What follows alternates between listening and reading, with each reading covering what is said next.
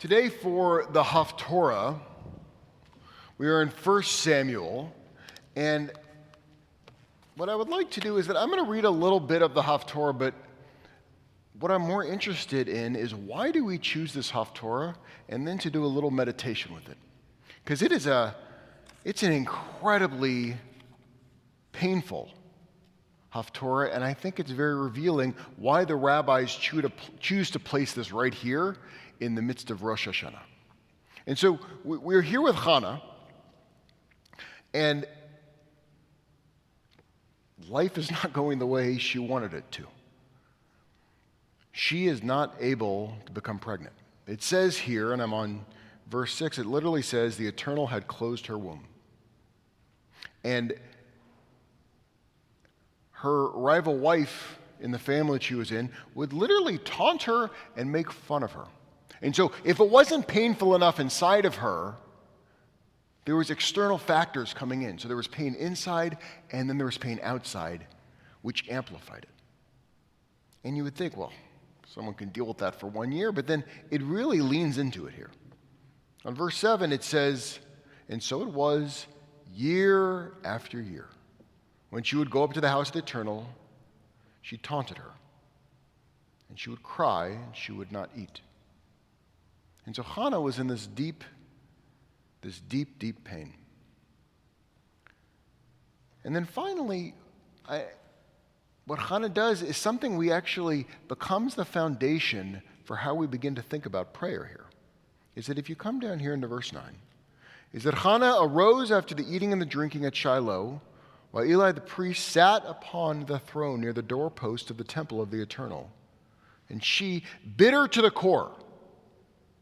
So we're not going to say, actually, deep inside, she was still okay. It's not. It's a true recognition of what she feels like inside. It's not saying, something, it's terrible outside, but I'm great inside. It's saying right here, to her very essence of who she is now bitter. And she prays to the Eternal, weeping and crying. So there's no denial in this. This is a person who is deeply in touch with who she is. And I think this is why the rabbis choose this. It's trying to teach us that this is not the time of year when we put on these masks and we tell everyone, when people walk down the road and they go, how are you? And people go, I'm good, which is never really an honest answer. And sometimes it's good to just stop and think a second and then give an honest answer. And here we're seeing an honest answer. And she vowed and she said, Eternal of heaven's host, if you will truly see your servant's affliction and remember me and not forget your servant and give your servant a son, I will give him to the Eternal all the days of his life, and no razor shall be lifted to his head. And as her praying before the Eternal intensified, Eli watched her mouth. And Hannah, she was only speaking in her heart. Though her lips were moving, her voice could not be heard. This is a deep form of prayer, and this is also a deep form of meditation. This tradition goes back thousands of years. And the rabbis, they place this right in the middle of our service here to remind us what our job is that this has not been an easy 6 months. For many, this has not been an easy few years. And for others, it may not have been an easy lifetime. And if there was ever a time during the year where you stop and you really get in touch with where you really are, and then allow yourself to just weep and to just cry, that is the path for Hannah. Because as we continue down here, is that once she's able to fully say where she's at, where she's able to fully cry, life begins to turn for her. And so, at home right now, I'm going to ask you to get very comfortable where you're sitting, and we're going to do a short meditation, just like Hannah would do. Is that we're going to be in touch with where we are in our lives and realize that it's okay to just be sad. It's okay to just weep and to call out with where you are inside of yourselves. So I'm going to ask you to close your eyes and to take a deep breath in, to feel your feet, to feel where you're sitting, and exhale. And take a deep breath in and breath out. And with each breath in, I'm going to have you imagine a yud-hey coming in, and then a vav-hey going out. And that yud-hey and that vav-hey, that's God's name. That's the tetragrammaton. And with each breath in, that's literally what you're receiving. And as the vav-hey goes out, that's what you're breathing back into the world. And so take a few minutes just focusing on your breath, feeling where you are in life, feeling what life has done to you, feel what you've done to life, feel what the outside world and the effect that it's had on you. Don't push any of it away. Just breathe in the yud-hey and then breathe out the vav-hey. And become very present with where you are. And if you're in a space where right now, just like Hannah, you want to cry, you're welcome to do that. On Rosh HaShanah, you're encouraged to do it. And breathe in the yud-hey, and then breathe out the vav-hey. And with each breath, become closer and closer to the feelings of where you are. Closer and closer to the wisdom of Hannah, of not pushing anything away, but embracing everything. And take a moment and just feel that.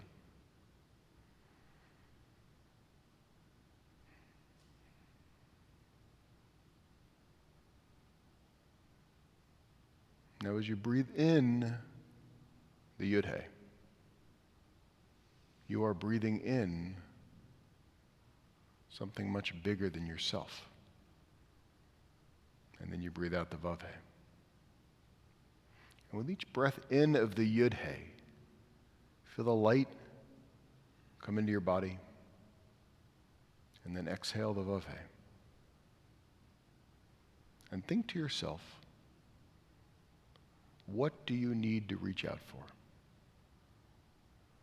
What do you need to say which is bigger than you?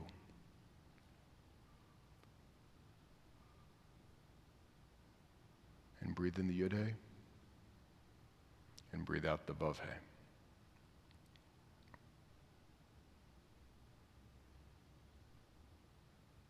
And I encourage you to call out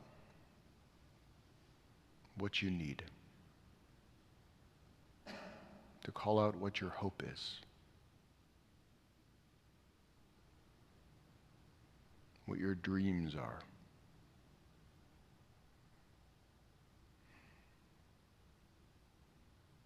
Embracing that by being fully present with your emotions and fully present with your dreams, we bring those two closer and closer together as we breathe in the yud-hey and then we breathe out the vav-hey. And take a moment and just breathe.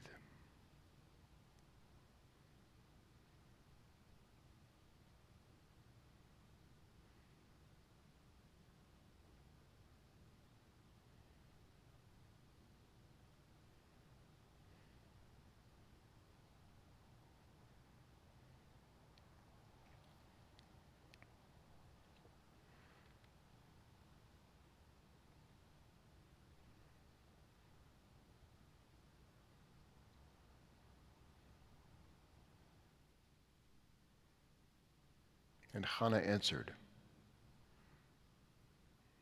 I'm a woman of sorrow, am I? I poured out my soul before the Eternal.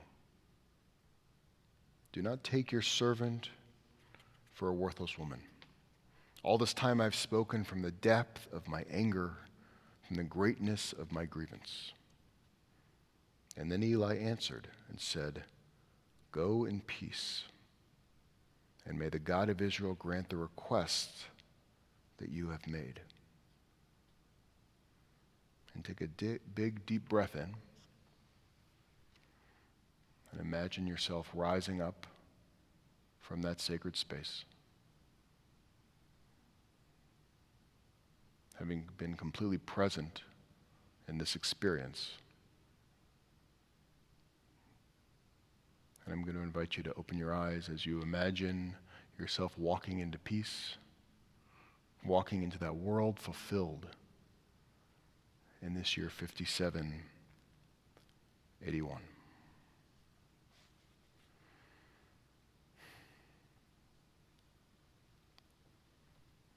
And part of what we do on Rosh HaShanah is that we're supposed to be in touch with those places. The hard parts of life, the good parts of life, what's happening on the outside and what's happening on the inside. And when we imagine ourselves walking into peace, sometimes we need to be utz a bit. And sometimes it's a battle to go find peace. And so as we move into the shofar service, in many respects, this is our call to battle, to go create the lives and the world that we want to see. So we're now going to continue on page 202 with the shofar service.